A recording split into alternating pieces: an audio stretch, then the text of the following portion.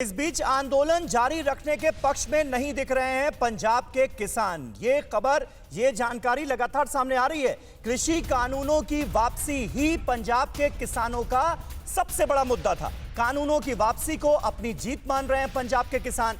MSP कानून पर जोर देने के पक्ष में नहीं है हरियाणा पंजाब के किसान। पंजाब के किसानों के पराली जलाने के मुद्दे का भी समाधान हो चुका है कि आपराधिक केसेस उनके खिलाफ नहीं दर्ज किए जाएंगे। यानी सोने पर सुहागा जैसी स्थिति है। जिस केंद्रीय कृषि कानूनों को रद्द करने की मांग वो कर रहे थे वो रद्द हो गया, और साथ ही साथ पराली जलाने पर जो मुकदमे दर्ज हो रहे थे उस पर भी आश्वासन मिल गया। ऐसे में अब इस आंदोलन का मुस्तकबिल क्या होगा? पुष्पेंद्र चौधरी साहब, और इस मतभेद को कैसे आप लोग शांत करेंगे? मतभेद तो उभर रहे हैं। नहीं, देखिए, आपकी रिपोर्ट को यदि कोई सामान्य व्यक्ति देखेगा वो सोचेगा कि सब आंदोलन खत्म हो गया, सारी मांगे मान ली गई है, जबकि आंदोलन को जो कमांड कंट्रोल कर रहा है वो संयुक्त किसान मोर्चा कर रहा है। ठीक है, उसने साफ तौर पे लिखित में दे दिया है, जो आपके पास भी अवश्य होगा, वो पत्र जो प्रधानमंत्री जी के नाम पे लिखा है। जी जी, अभी हमने थोड़ी देर पहले जिक्र भी किया उसका। जी हाँ, C2+50% के आधार पे जो एमएसपी की बनती है, एमएसपी फसलों की, उस पर कानूनी गारंटी मिलनी चाहिए।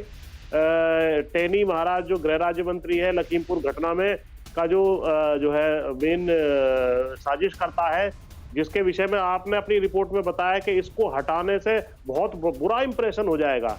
कुचलने वाले आदमी गृह मंत्री को हटाने से जो बहुत बुरा इंप्रेशन हो जाएगा सरकार का। ऐसी रिपोर्ट कृपया करके आप ना दें। नहीं चौधरी साहब, आप गलत समझे। हमने एक तरफ किसानों का पक्ष दिखाया और दूसरी तरफ सरकार का पक्ष दिखाया। हमने ये कहा सरकार ये मानकर चल रही है कि अगर केंद्रीय मंत्री को बर्खास्त कर दिया जाता है तो उससे गलत संदेश जाएगा। ये सरकार मान रही, दोनों का पक्ष हमने दिखाया।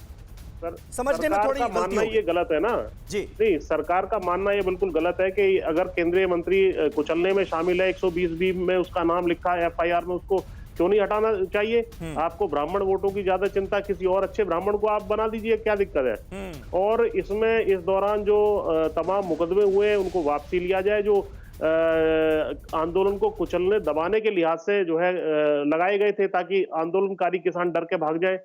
और कोई भी मतभेद नहीं है, ना कोई जो है कहीं जा रहा है, सब वहां मजबूती से जमे हुए हैं। राकेश टिकैत जी ने भी आपके कार्यक्रम में स्पष्ट किया, फिर भी उसके बाद आप बार बार कह रहे हैं कि बड़े जो बीच में मतभेद आ गए हैं। ये ऐसी रिपोर्टिंग ना करें कृपया। जब खुद किसान आंदोलनकारी, मैं भी कह रहा हूँ, संयुक्त किसान मोर्चा का लिखित स्टेटमेंट है, तो ये नैरेटिव ना बनाया जाए। अगर आप इस मुद्दे पर बात करें, हम जो खबर दिखा रहे हैं पूरी जिम्मेदारी के साथ दिखा रहे हैं। और सिंगू बॉर्डर पर तमाम ऐसे किसान जो पंजाब हरियाणा से ताल्लुक रखते हैं, उनकी ये मांग तो कभी थी ही नहीं। एमएसपी पर कानूनी गारंटी तो उन्होंने मांगी ही नहीं। वो तो कृषि कानूनों की वापसी की डिमांड कर रहे थे।